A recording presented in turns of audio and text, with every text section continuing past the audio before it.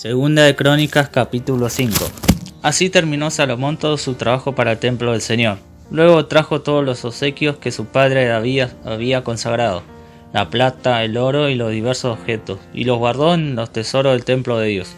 Entonces Salomón mandó llamar a los ancianos de Israel y a todos los jefes de la tribu, los líderes de las familias patriarcales de Israel, para que fueran a Jerusalén. Ellos debían trasladar el arca del pacto del Señor desde su sitio en la ciudad de David, también conocida como Sión, hasta el templo. Así que todos los hombres de Israel se reunieron ante el rey durante el festival de las enramadas, que se celebra anualmente a comienzos del otoño. Una vez que estaban presentes todos los ancianos de Israel, los levitas levantaron el arca. Los sacerdotes y los levitas trasladaron el arca junto con la carpa especial y todos los objetos sagrados que había en ella. Delante del arca, el rey Salomón y toda la comunidad de Israel sacrificaron ovejas, cabras y ganado, en tal cantidad que fue imposible llevar la cuenta. Luego los sacerdotes llevaron el arca del pacto del Señor al santuario interior del templo, el lugar santísimo, y la colocaron bajo las alas de los querubines. Los querubines extendían sus alas por encima del arca y formaban una especie de cubierta sobre el arca, y las varas para transportarla. Estas varas eran tan largas que los extremos podían verse desde el lugar santo, que está delante del lugar santísimo, pero no desde afuera, y allí permanecen hasta el día de hoy. Lo único que había dentro del arca eran las dos tablas de piedra que Moisés había colocado en ella, en el monte de Sinaí, donde el Señor hizo un pacto con los israelitas cuando partieron de Egipto.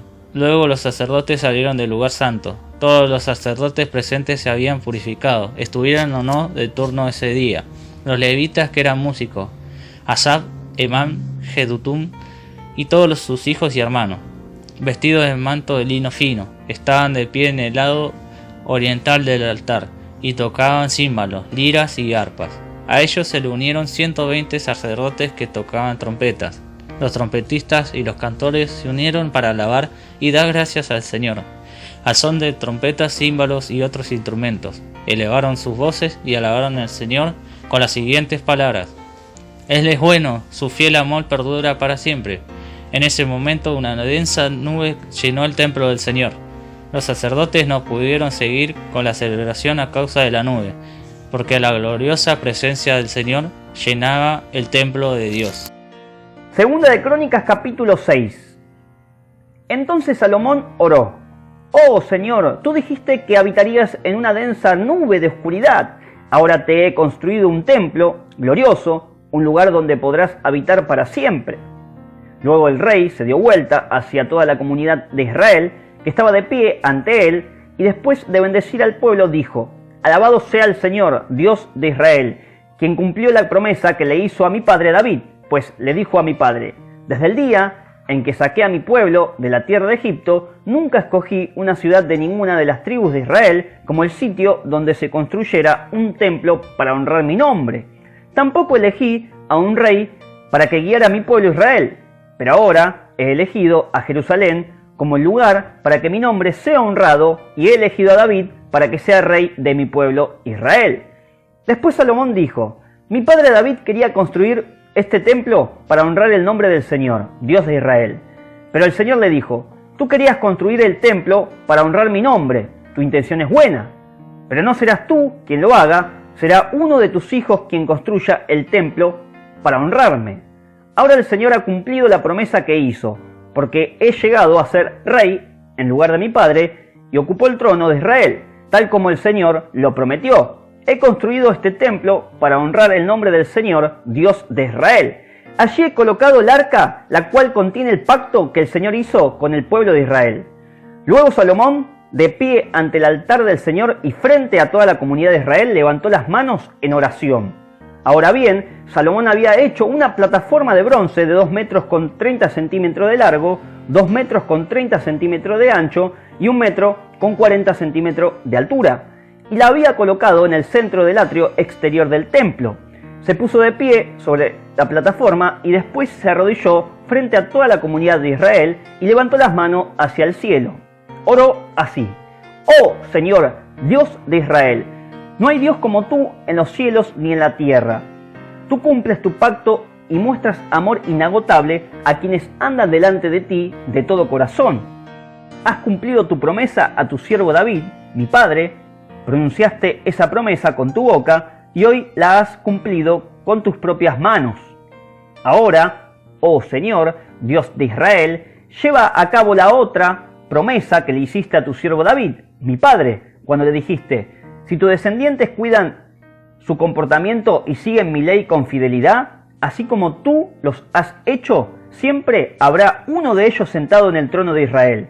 Ahora, oh Señor, Dios de Israel, cumple esta promesa que le hiciste a tu siervo David. ¿Pero es realmente posible que Dios habite en la tierra entre seres humanos? Ni siquiera los cielos más altos pueden contenerte, mucho menos este templo que he construido.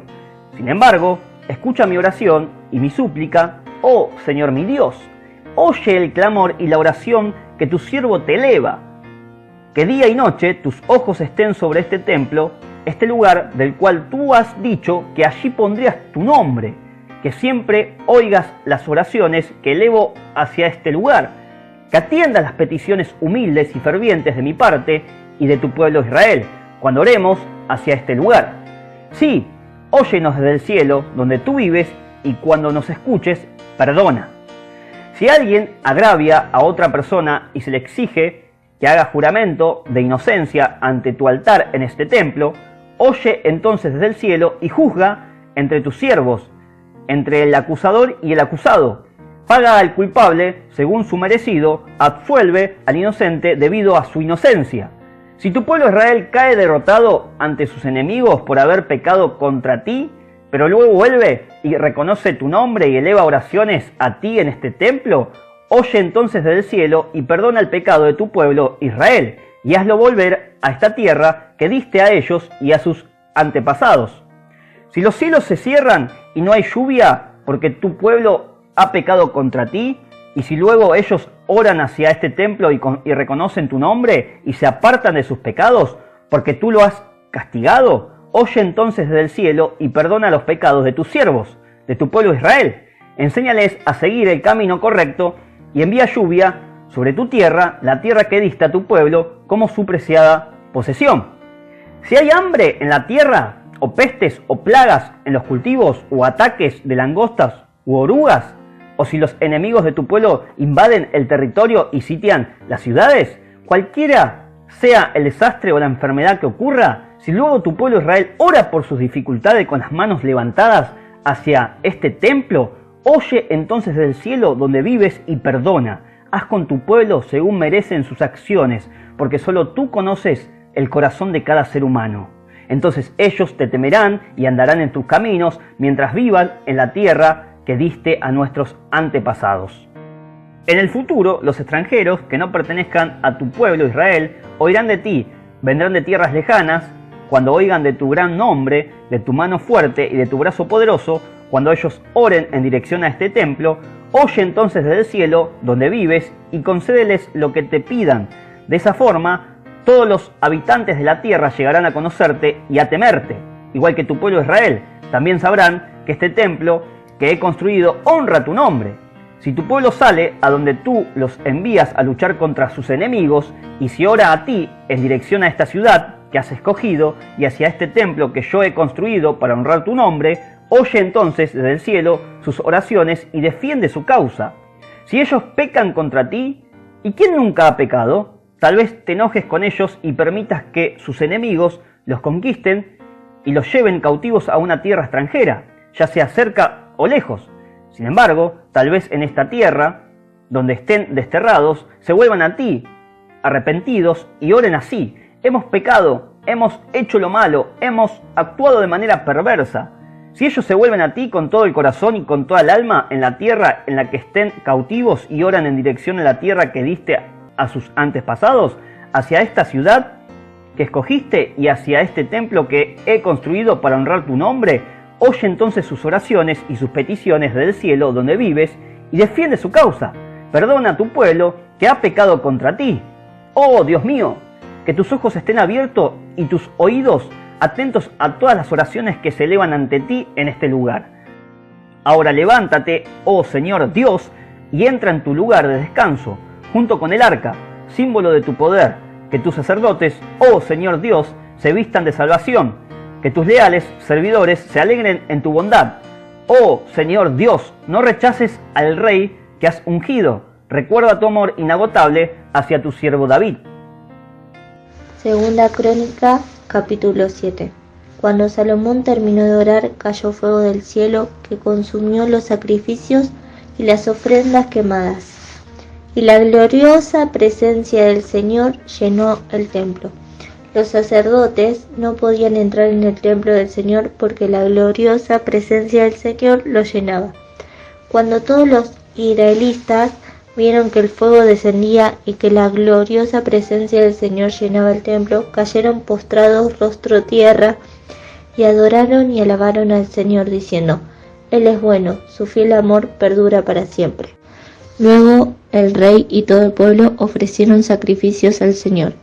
El rey Salomón ofreció un sacrificio de 22.000 cabezas de ganado y 120.000 ovejas y cabras. Así el rey y todo el pueblo dedicaron el templo de Dios.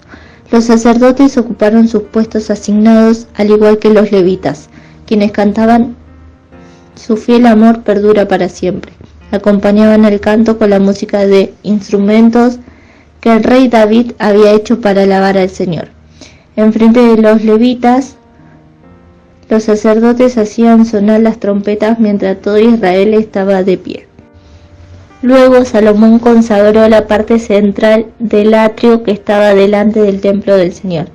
Allí presentó las ofrendas quemadas y la grasa de las ofrendas de paz, porque el altar de bronce que había construido no alcanzaba para tantas ofrendas quemadas, ofrendas de grano y la grasa de los sacrificios. Durante 7 días siguientes, Salomón y todo Israel celebraron el festival de las enramadas. Se había reunido una gran multitud desde lugares tan lejanos como Lebo Hamat en el norte y el arroyo de Egipto en el sur. Al 8º día hicieron la ceremonia de clausura, porque habían celebrado la dedicación del altar durante 7 días y el festival de las enramadas también por 7 días. Luego, al final de la celebración, Salomón despidió al pueblo. Todos estaban llenos de alegría y muy contentos porque el Señor había sido bueno con David, con Salomón y con su pueblo Israel. Así que Salomón terminó de construir el templo del Señor y también el palacio real. Llevó a cabo todo lo que había pensado hacer en la construcción del templo y del palacio. Luego una noche el Señor se le apareció a Salomón y le dijo: He oído tu oración y he elegido este templo como el lugar para que se realicen sacrificios. Puede ser que a veces yo cierre los cielos para que no llueva, o mande langostas para que devoren las cosechas, o envíe plagas entre ustedes. Pero si mi pueblo que lleva mi nombre se humilla y ora, busca mi rostro y se aparta de la conducta perversa, yo iré desde el cielo. Perdonaré sus pecados y restauraré su tierra. Mis ojos estarán abiertos y mis oídos atentos a cada oración que se eleve en este lugar. Pues he elegido este templo y lo he apartado para que sea santo, un lugar donde mi nombre será honrado para siempre.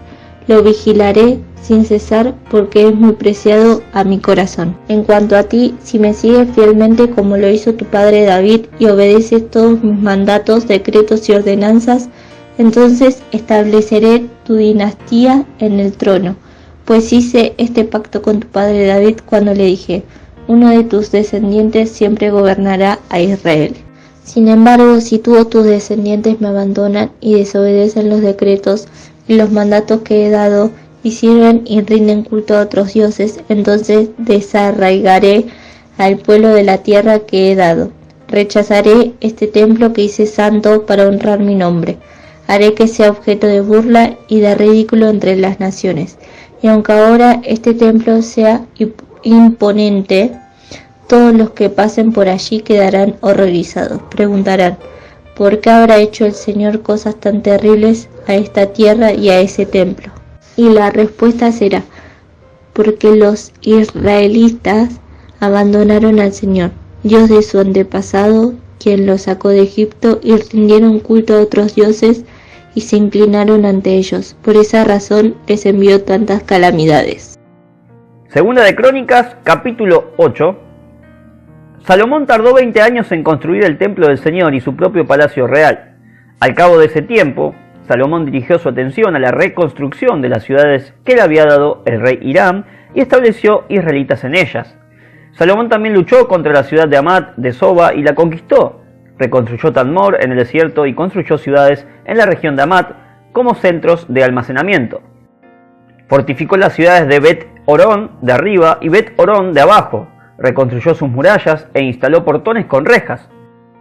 También reconstruyó Baalat y otros centros de almacenamiento y construyó ciudades para sus carros de guerra y sus caballos. Construyó todo lo que quiso en Jerusalén, en el Líbano y por todo su reino. En esa tierra todavía había habitantes que no eran israelitas, entre los cuales se encontraban hititas, amorreos, fereceos, heveos y jebuseos. Todos ellos eran descendientes de las naciones que el pueblo de Israel no había destruido. Entonces Salomón los obligó a ser parte de sus trabajadores y hasta el día de hoy son trabajadores forzados. Pero Salomón no obligó a ningún israelita a ser parte de sus trabajadores, sino que los puso a su servicio como soldados, oficiales en su ejército y comandantes y conductores de sus carros de guerra. El rey Salomón también designó a 250 de ellos para que supervisaran a los trabajadores. Salomón trasladó a su esposa, la hija del faraón, de la ciudad de David, al palacio nuevo que le había edificado, y dijo: mi esposa no debe vivir en el palacio del rey David, porque allí ha estado el arca del Señor y es tierra santa. Luego Salomón presentó ofrendas quemadas al Señor sobre el altar que le había construido frente a la antesala del templo, ofrecía sacrificios para los días de descanso, los festivales de luna nueva y los 3 festivales anuales, la Pascua, el festival de la cosecha y el festival de las enramadas, como Moisés había ordenado. Para asignar las responsabilidades a los sacerdotes, Salomón siguió el reglamento de su padre David. También designó a los levitas para dirigir al pueblo en alabanza y para ayudar a los sacerdotes en sus tareas diarias. Designó porteros para cada puerta según sus divisiones, siguiendo las órdenes de David, hombre de Dios.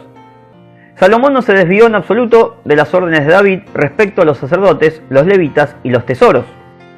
Así Salomón se aseguró de que todo el trabajo relacionado con la construcción del templo del Señor se llevara a cabo, desde el día en que se echaron los cimientos hasta el día en que se terminó.